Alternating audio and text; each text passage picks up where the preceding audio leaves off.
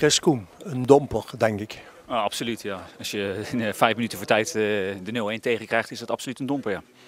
Was het nou in de tweede helft de opzet 0-0 te houden? Of ik zag jullie voorin wel proberen, alleen dat viel niet. Dan maar de 0-0 houden? Nou, sowieso is 0-0 tegen AZ een heel goed resultaat.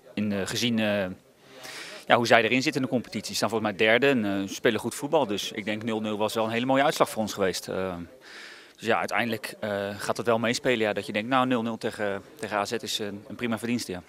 Eerst zelf eigenlijk snel vergeten, denk ik. Want maar 1 schot op doel gezien van jullie, helaas. Ja, en volgens mij was de tweede helft nou ook niet heel erg veel. Dat is wel iets waar we inderdaad aan moeten werken. We creëren te weinig kansen. En ik bedoel, als we wedstrijden willen gaan winnen, moeten we toch echt meer gaan creëren. En ja, deze week zat er weer niet in. Een poging van jou, die werd helaas net op het laatste nippertje, denk ik, van richting veranderd. 2 keer een schot in een scrimmage en dat was het eigenlijk ook in de tweede helft.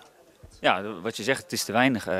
Ik bedoel, we weten dat het tegen AZ lastig is om kansen te creëren. Maar ja, we moeten toch wel iets meer gaan doen om iets te creëren. En wat je zegt, we hebben een paar halve kansen gehad.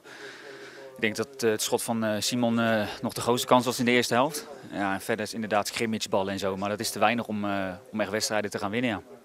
Chris, hoe moet dat nou verder? Ja, als ik het wist had ik het gedaan en dan was het veranderd. Maar ik bedoel, vandaag, laten we eerlijk zeggen, was niet een hele goede wedstrijd. Maar we maken het AZ wel zo lastig dat wij het 85 minuten lang volhouden om hun op 0-0 te houden.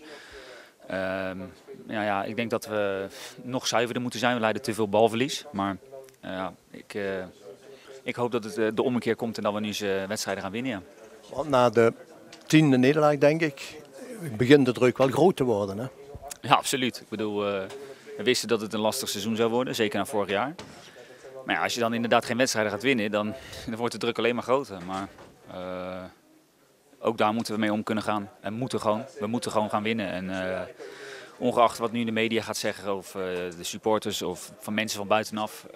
Wij moeten gewoon gefocust blijven op het voetbal. Op punten gaan pakken en dan zien we wel waar het schip strandt. Punten pakken brengt ook de ommekeer, hè? Absoluut. Dat is goed voor de sfeer, voor het team, voor de club, voor de mensen. Dus ik hoop dat het snel gaat. Ja.